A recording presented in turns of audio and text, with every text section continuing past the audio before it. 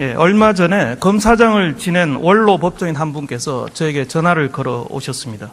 그런데 이번 특검을 정치 특검이다 이렇게 목소리를 높이셨습니다.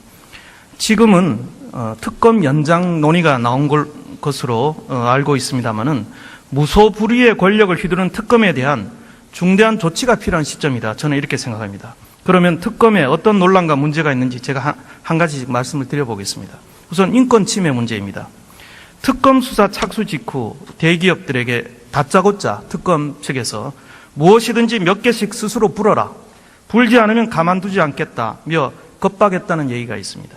한 재벌 측에게는 대통령과의 대화 내용을 자백하면 불구속 수사를 해주겠다. 고 제안해놓고 막상 구속영장을 신청했다고 합니다. 한 피의자는 3족을 멸하겠다는 협박을 받았다고 공개적으로 주장했지만 특검은 이를 부인하는 데 그쳤습니다.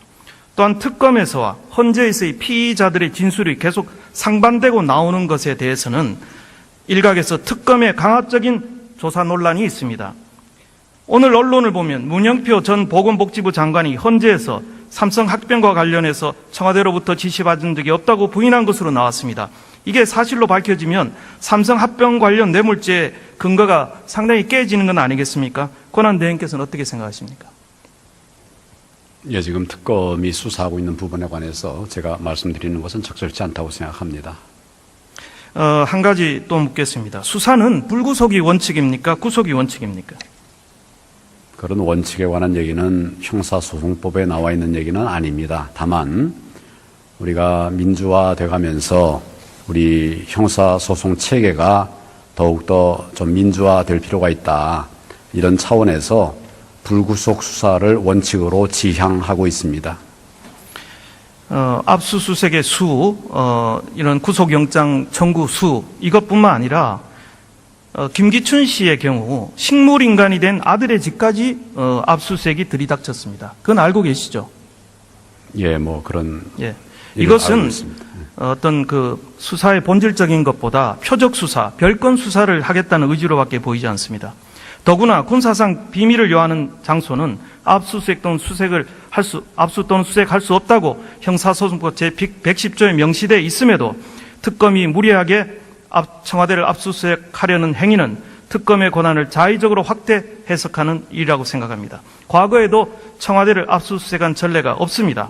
김현웅 전 법무부 장관도 작년 10월 법사위에서 압수수색이 불가하다는 의견이 다수설이라고 언급한 바가 있습니다.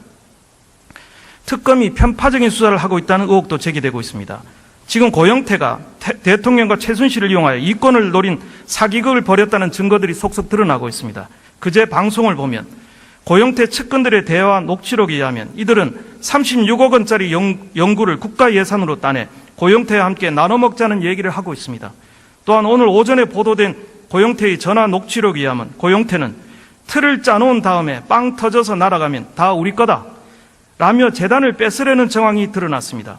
상황이 이러한데도 특검은 고영태를 수사하기는커녕 참고인 조사조차 하고 있지 않습니다.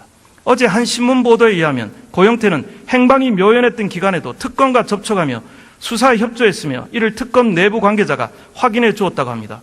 고영태의 범죄 사실이 드러나고 있는 마당에 그가 아무리 제보자로서 범죄 규명에 협조하고 있다 하더라도 이는 정상 참작의 사유일 뿐 완벽한 면책을 부여하는 것은 잘못된 처사입니다. 또한 고영태가 검찰과 특검에 제공한 증거들 역시 불법적으로 기획 제작된 사실이 드러나고 있습니다. 권한대행께서는 독수독가의 원칙을 들어보셨죠? 예, 알고 있습니다. 어떤 뜻입니까?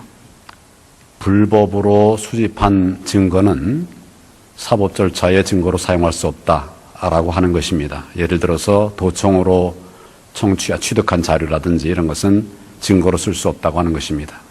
네, 그렇습니다. 불법 수집된 증거는 증거 능력을 크게 손상시킬 뿐 아니라 처벌의 정당성을 근본적으로 부정하는 요인으로 작용할 것입니다. 이제라도 검찰과 특검은 즉각 고영태에 대한 수사에 착수해야 한다고 보는데 권한대행의 견해는 어떠하십니까?